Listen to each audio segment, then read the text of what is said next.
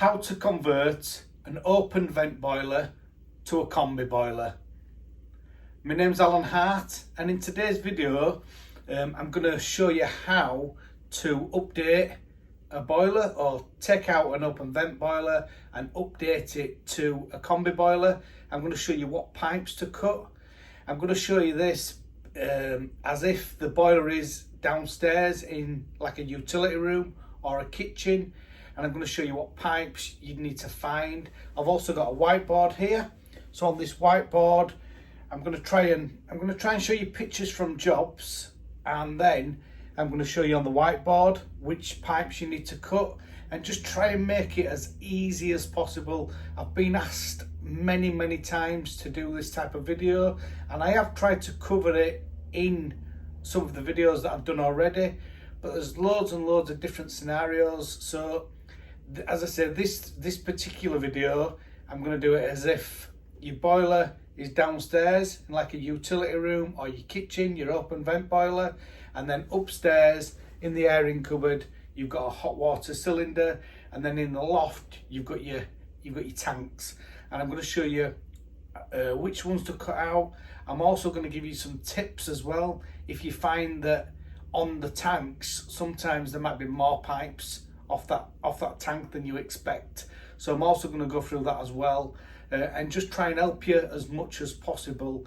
And if you like this type of video, please like, share, comment, all that good stuff. And if you've got any questions, again, please add a comment below. If you want me to do a video on a different scenario, so for instance if you're going to put the boiler in the airing cupboard, then I'll try and do a video on that as well, or whatever examples that you want. As I say, just put some comments below and I'll try my best to help the best I can. And before you even consider installing a combi boiler or updating to a combi boiler, you need to check your water pressure and flow, and also you need to check the gas supply, how far away the gas pipe is, does it need updating, do you need 22mm gas, etc. And one of the reasons, or a few of the reasons why you need to make sure that you've got the water especially, is that if you haven't got enough pressure and then you install a boiler, so say for instance you install a boiler, combi boiler, and it's got a low pressure switch in the boiler, and it means that when you top the pressure up, you need to top it up to 1 bar, say for instance, and it might have a low pressure switch, which means that if you don't top it up to 1 bar, then the boiler will not work. So it's important to survey it correctly to start with, and then also the gas as well. Make sure you survey the gas correctly. You need to make sure that you can update that gas, or normally you would need to update the gas, because a lot of the time it's going to be 15mm pipe into an open vent boiler. An open vent boiler might be 12 kilowatts, it might be 15 kilowatts, and combis usually 28, 30 kilowatt. So as I say, you need a lot more gas there. So what I'm going to do now, I'm going to start at the boiler. So if we've got the boiler there, so if we imagine that boiler's on his wall in the utility room, and we've got some pipes that come off here, so we might have a flow, we might have a return. So this is the gas boiler, this is the open vent boiler. So now we're going to go upstairs and I'm going to show you the airing cupboard.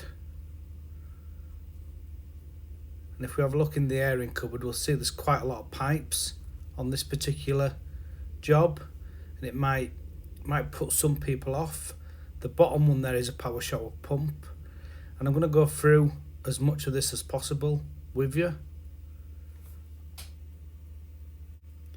If we have a look at where this laminate flooring is in the bedroom, that's where the pipes are for the boiler, and they'll come under this floor here, and then they'll go to the cylinder or back into the cylinder cupboard in here, and I'll draw this out for you shortly.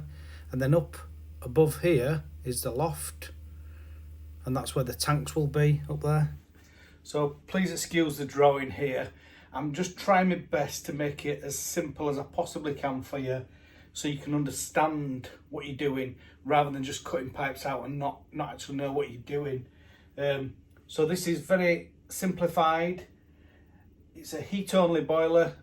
I call them open vent. That's just because a heat only is normally open vent, and that's why I call it that. Years ago we did have some open vent combi boilers, so I should be calling it heat only boiler really. So really simple picture or drawing here to show you how it works to start with. So we've got as main flow, and none of measurements are out. There's no measurements in this, so none of this is actually correct at the minute. It's just to try and let you understand what's happening.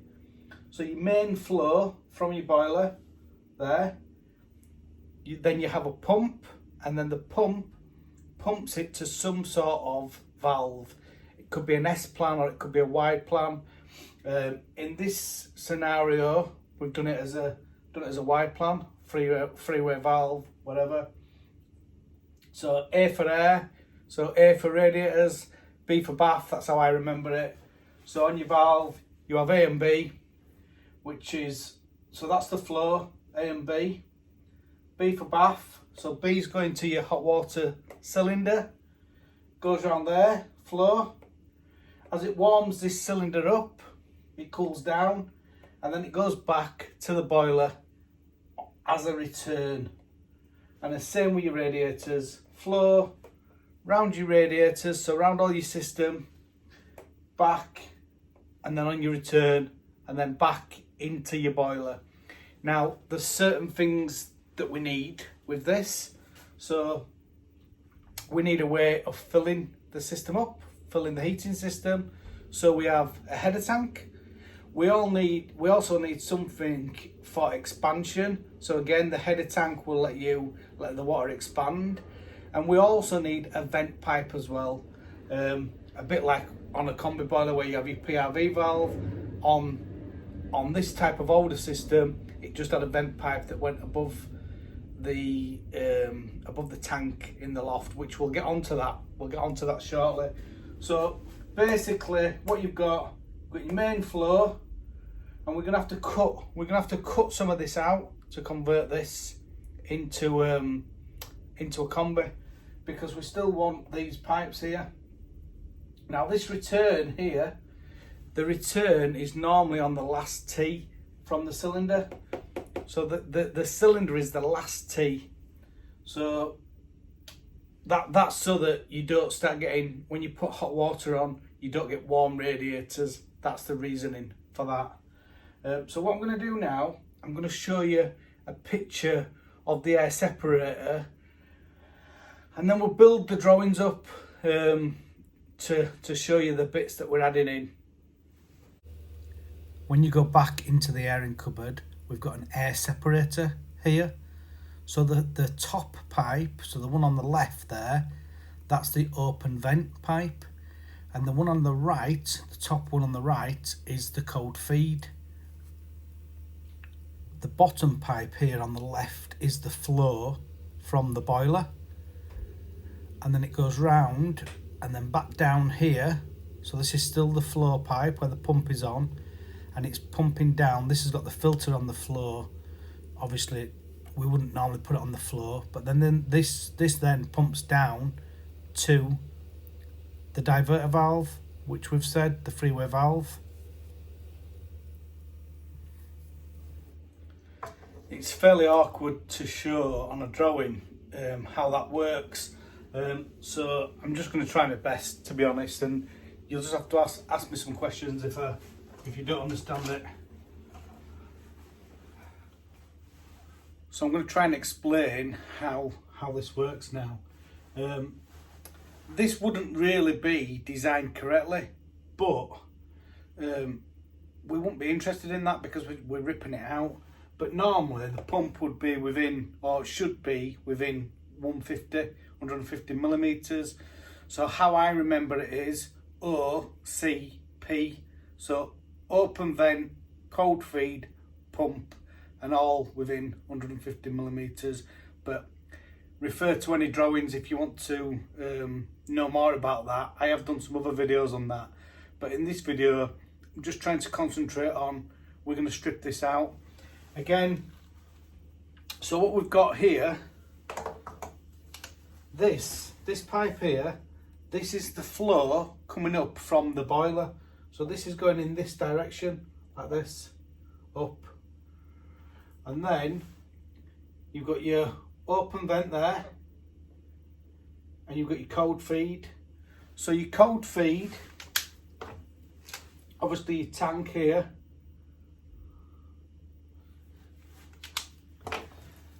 this would be a little small tank that's up in the loft.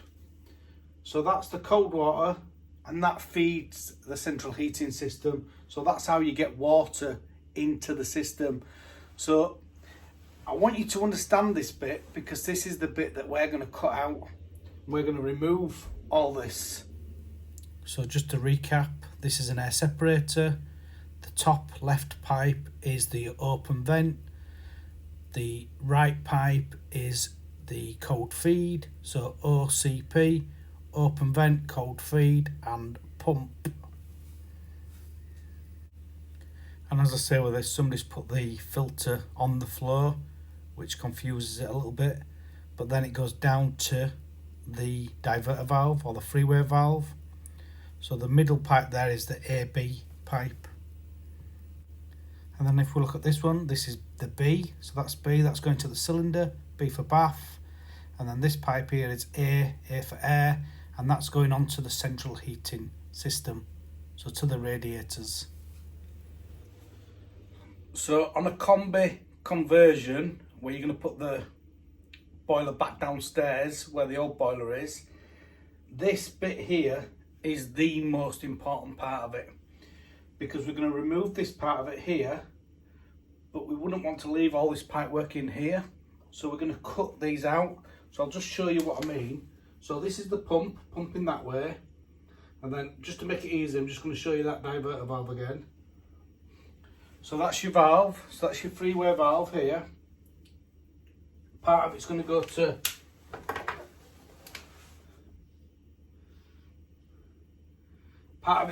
your cylinder. Not the best drawing. And then this part of it here is the flow, the main flow for the central heating system.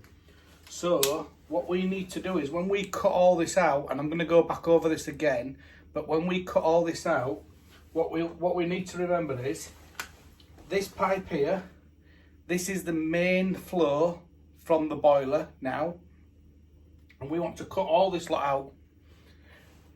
So after the diverter valve, where the flow is for the heating, this pipe here, we want to connect onto this.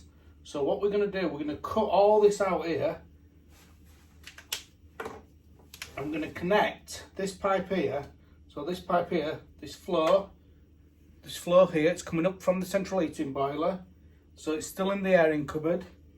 And then we're going to join this pipe to this pipe here. And then what we're going to do then, we're going to cut all this out.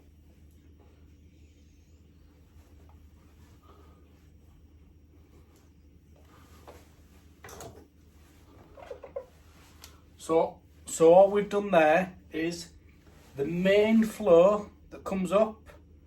So as it comes out of the floor in the airing cupboard, that main flow, we're going to cut that, remove all this pipe work, and then from the diverter valve, the pipe then that is the flow to the heating, we're going to cut all that out to that, when it goes down to it. And as I say, we're going to link that together.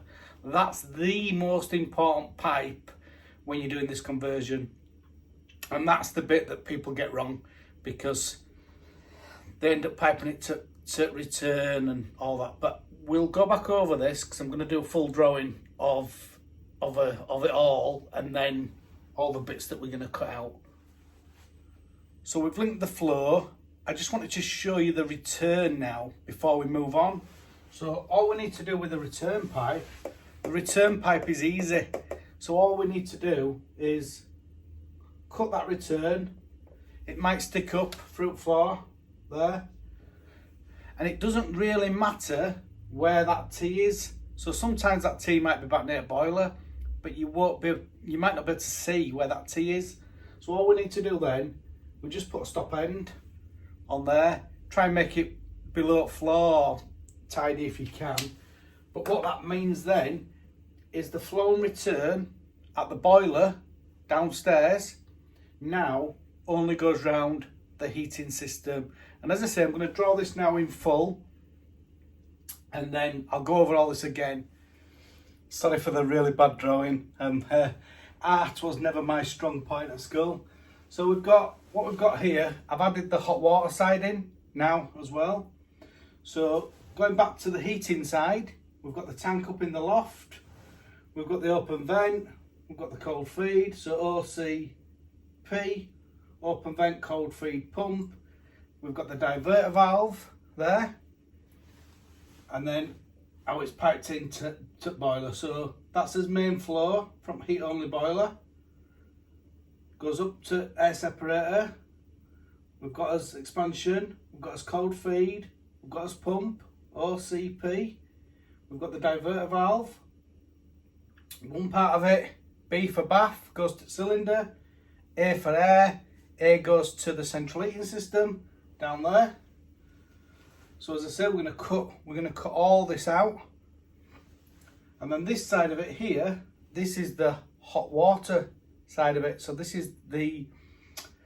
pipe here goes to the hot water taps. Right, okay. So what we'll do now, we're going to start removing some of this system. I'm going to tell you how I would do it, because I've seen people do it differently to this. So what I've seen people do is start taking boiler out downstairs and then start doing this top bit. But then what you end up with water everywhere. So what you can do, if you put a drain off on here, if it's got a drain off on your boiler, you can drain it from there, and then all this water here, you can get as much of this water out of the system as you can, so you're controlling the water. So drain the radiators, drain it from top up boiler if you can, and then start at top, drain your tank, so then you've no water now in this tank. You might have a little bit of water left in bottom. Tip the tank up a little bit. Obviously we've turned the mains off, the cold mains, into this tank, into this water tank. So then we've turned this cold wave, get rid of this cold mains. Now we've got hot water out of this tank, we've tipped it up a bit. That's what I do, I tip it up a little bit. As long as there's no big chunks of mucker out in there. If there is, you might need to vac that out with wet vac, or you might want to get the main bit of the water out, cut this pipe here and put a stop end on, push fit stop end, so that you can get the tank out without making a mess. So then we're taking that tank out. As we're taking that tank out, we're working his way down on the system. So any water in this bit now is all controlled. And then this bit here, so we're taking pump out, we take diverter valve out, take all air separator out, take us flow out. And as I said before, we're going to join this flow here to this flow here. So that's the pipe that we're going to join. And then on this side, what we'd do, we'd open the hot tap in the house, open the bath, open the sink. We'd drain this, get as much water out of here as we could. And then what we need to do, this cylinder here will still be full of water. So we need to get the water out of this cylinder, but we'd do what I said first. So we'd drain all this. We can start to take some of this out, down to there. So now all the loft is empty, got rid of that. You might have the cold mains going up in the loft. Again, you might want to put stop end on that in the airing cupboard or lower down, wherever. So now we need to drain this, and I have done a video on how to drain a cylinder, but hopefully there will be on here, there might be a drain off that you can use. Some people don't like to use drain offs. What I sometimes do is I'll cut this pipe here and I'll put a push fit, and this is just my way, so people might not agree with me doing this, but I'll put a push fit John Guest speed fit reducer on there, 22mm to 15, and then what I'll do is I'll slightly undo that nut on there and pull that pipe down. If you can do that, you can't always do that, but it's just that I find that that's the quickest way to empty the cylinder. If not, the other option, if you don't want to touch any of that, then what you can do, you can cut this pipe here, take this off. You will get a little splash of water come out of there. There'll be a little bit of water there, and then you can put a pipe in there and you can siphon the hot water cylinder out. And then this pipe here that goes to the hot taps, you need to cut that back then as far as possible. You don't want any dead legs if possible. So we cut that back. So we've cut that back as far as possible, all the way to bath or wherever, if you can. And then we've still got this cylinder bit in here. We can cut this bit out, this bit here, this return. Put a stop end on there, as I've said before. So that's the return. So we've now got us return there from us rads. So that's going that way. Back to this boiler. Obviously we're going to take this boiler out shortly because we're going to put a combi boiler in here. We've now siphoned the cylinder, so we can get rid of the cylinder now.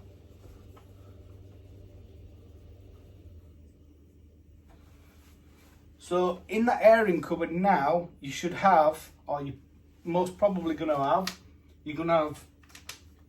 you might have a hot pipe with a stop end on. So that's your main hot pipe that goes to the taps, but that's the stop end that's stopped, blanked. You're no longer going to use it from here. You'll have cold mains, again, blanked off. You'll then have your return, again with a stop end on, and then you'll have the flow that I showed you earlier, where it comes up and you want to connect that to the flow that goes to the radiators. So we're connecting that to there.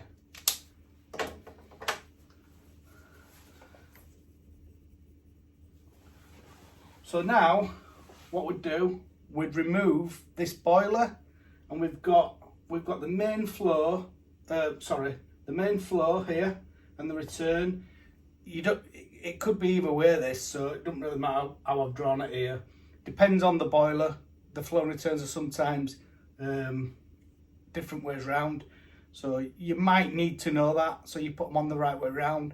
One thing you can find sometimes on older systems, they might have a non-return valve on the system, or the radiator valves might only work one way as well. So sometimes it's very important to put the flow and returns the right way around. Right, okay, so now we've got us return here, we've got us flow. I'm going to cut all this out now, and now I'm going to do another drawing with the combi boiler. Right, okay, so we've removed the heat only boiler and we've put a combi boiler on the wall now. We've fitted a boiler, we've put a standoff jig on. So we've got this flow comes out the bottom here. It goes up back to the flow pipe that went up before.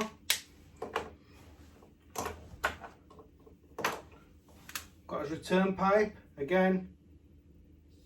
That goes up back to the flow return like it did before. But then we've got a few pipes missing then, so we need as hot and we need as cold, because they're still up in the airing cupboard. We don't want to repipe it from there.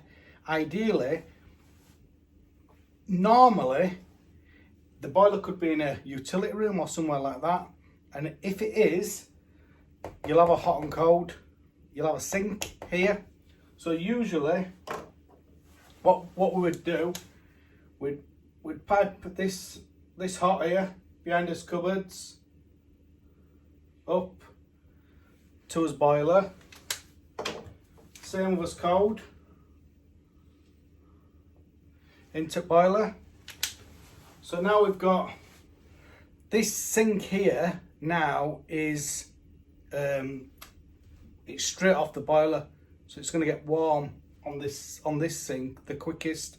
So one thing just to consider with this, if that airing cupboard was up in the middle of the house and now this boiler's at the other end of the house, then it could take longer for the hot water to get to a tap.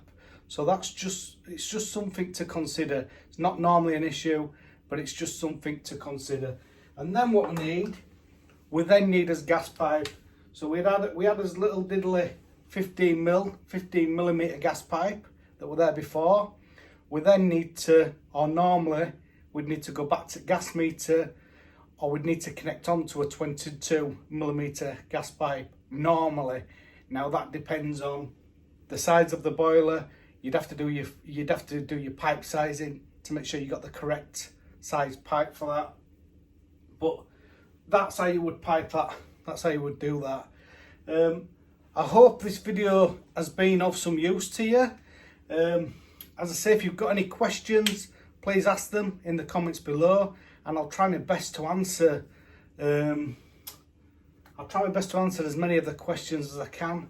The other thing as well, if we've got a sink here, we're also going to have as condensate as well. So we can put as condensate internal sometimes. So that's how I would say 9 times out of 10 this is the perfect scenario. I've been to quite a lot of jobs in the past where people's had new boilers put up in airing cupboards, and then they've had the flue took up through the roof. Sometimes they've had like a condensate pump put in the airing cupboard, and often they complain that it's too noisy. So the pump's noisy. Also the boiler rested on a stud wall, again, is noisy, because obviously you've got a pump, you've got the fan, you've got things vibrating, and it's on a wall, often in the middle of the house, next to, say it might have 3 bedrooms, next to 3 bedrooms. So again, that's just something to consider. Personally, I normally go down this route. I would normally move the boiler down where the boiler was before, or put the boiler in a different location, maybe in the garage or somewhere like that, rather than put it in the airing cupboard.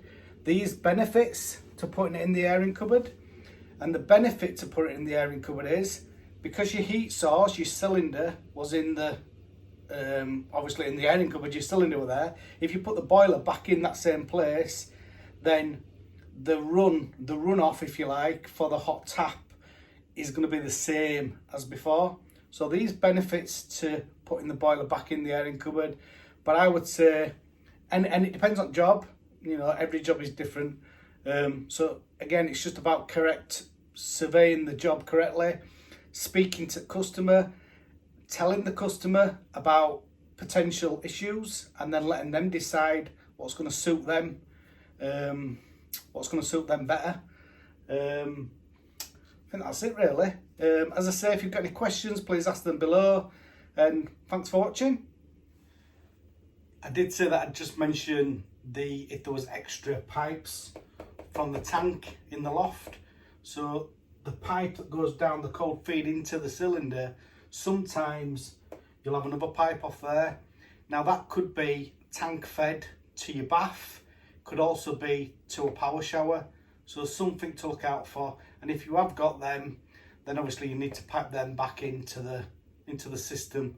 You couldn't just remove them, because obviously you'd have no water to the bath if it were tank fed bath.